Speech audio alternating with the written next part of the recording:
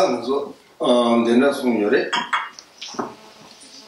먼저 빼셔버리나 주마중나 아니 당송 sen 맞은 데서 그는 가나도 준요가 되어버리나 아니 준요가 되 양교도 좀想나 아니 그 당화도 연구요 말에 고랑도 랑자를 샤버리나 아니 당화 니마데 마다 도르친 당화되는 도시 되게 변진의 진지가 당가라도 개와 가르치기 있느냐 당고 쌤디 농아대행아가 샤고요 쌤 고랑 개랑신 개와야 말이 미개와야 말이 고랑 사시 레비랑신진 아니 고랑 경어도 농아대행 말이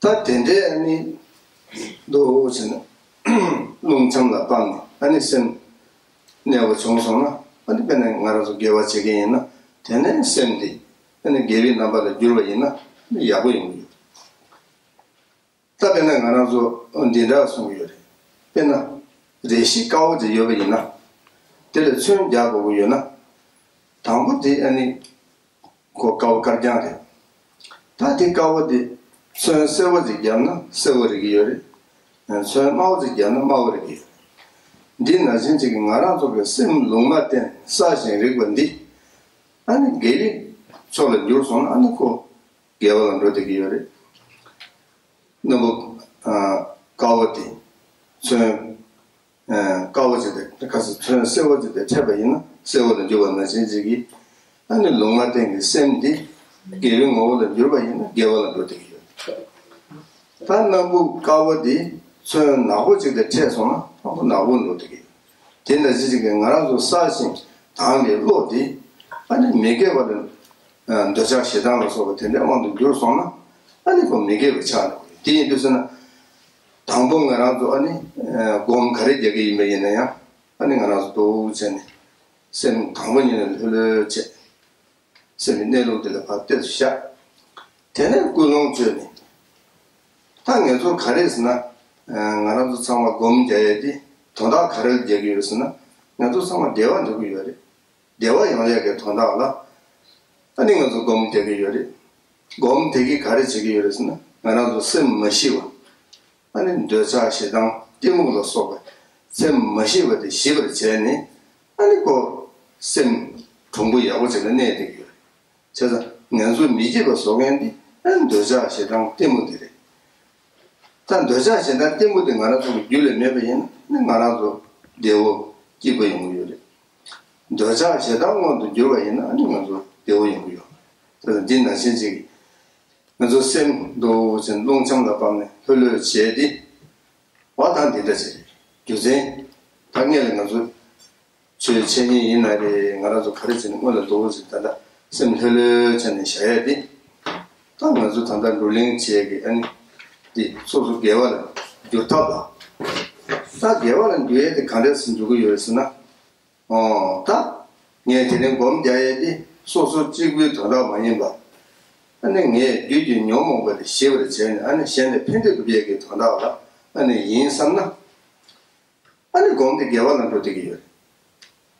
다 된다 많이 버전에 아니 도자 시장에 본도 친이 아니 검자버리나 아니 검대 미개버 친이 고미 이번에야 개발은 누구요래 개인 뭐는 누구요래 내게는 뭐는 누구요래 뒤에서는 아주 도지는 예와의 치에디 아니 계승거래스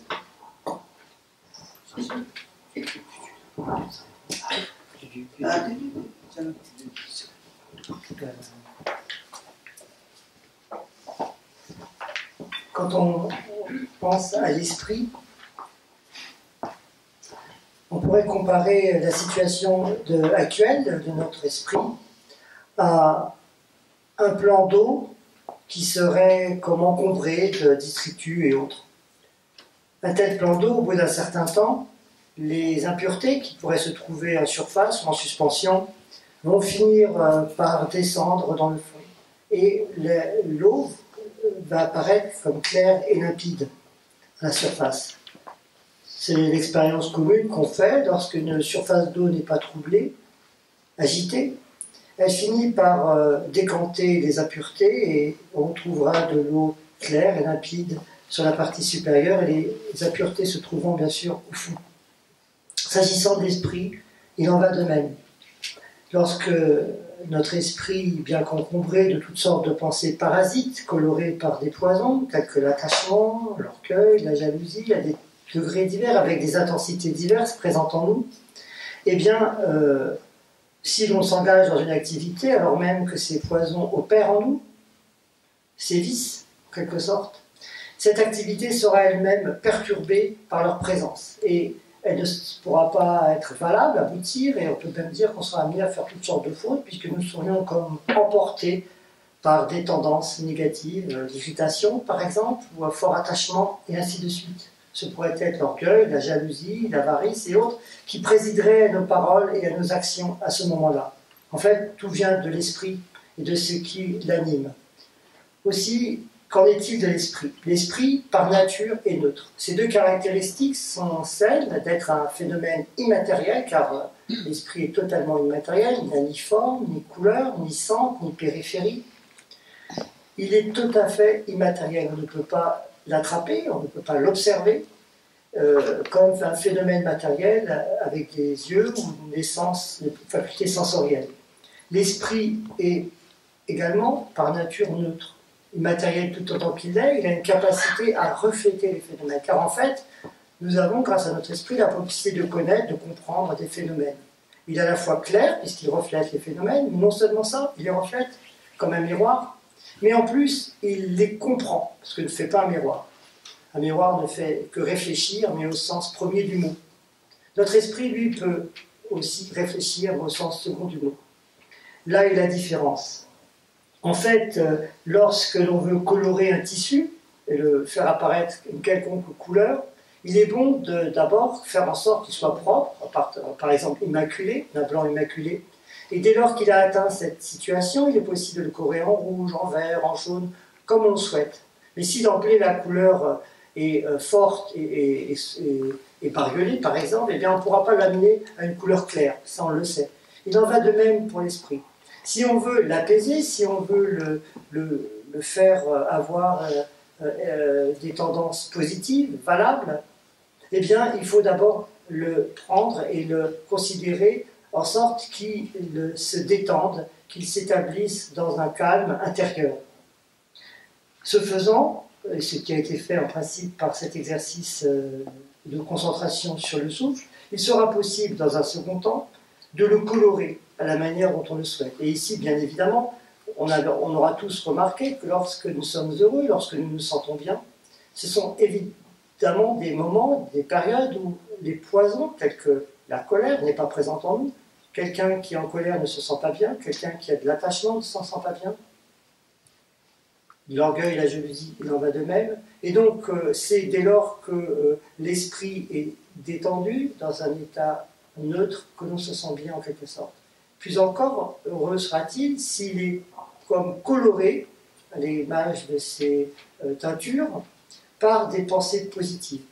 Donc la pratique consiste à le ramener dans un état neutre et dans un second temps, d'établir en nous une motivation valable, une motivation bénéfique. C'est comme cela qu'il faut procéder. Et ici, si l'on arrive à penser au terme d'avoir fait cette réflexion, cette méditation, ramenons l'esprit dans un état neutre, que nous sommes des êtres humains. Et en tant qu'êtres humains, qui que nous soyons, nous voulons être heureux et ne pas souffrir. Et dans nos activités, du fait de l'interdépendance qui nous relie tous, il est sûr que les bonheurs des uns ne peuvent pas être compris sans les dissocier du bonheur des autres. Il y a une interdépendance profonde entre les êtres qui fait que les activités des uns réagissent sur les bonheurs et les sensations des autres êtres. Au fond, le vrai bonheur, pour nous, ne peut que ressortir d'une ouverture du cœur, d'une ouverture de l'esprit aux autres. Tant que l'on reste centré sur soi, que l'on veut la meilleure place, le meilleur pour nous, de manière générale, on n'en tirera rien de bon.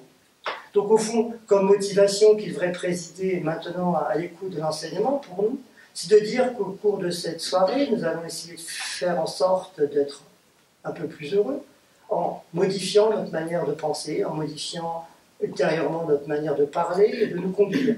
à partir des indications qui vont être données ici même, d'être plus utile, plus bénéfique à autrui. Et ce faisant, nous serons plus heureux. Car être heureux, c'est bien ce que nous voulons, comme nous redoutons toute forme de difficulté.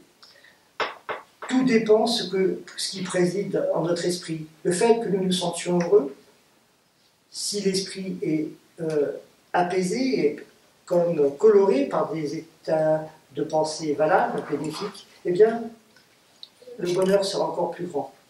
À l'inverse, si nous voulons être heureux et que nous pensons que par la colère, par la force, nous arriverons à satisfaire notre ambition de bonheur, nous nous trompons. De cela ne pourrait ressortir que des expériences de souffrance, des difficultés, des problèmes pour nous. Donc en fait, le bonheur est dans notre main, et en jouant sur l'esprit, il est possible d'y accéder.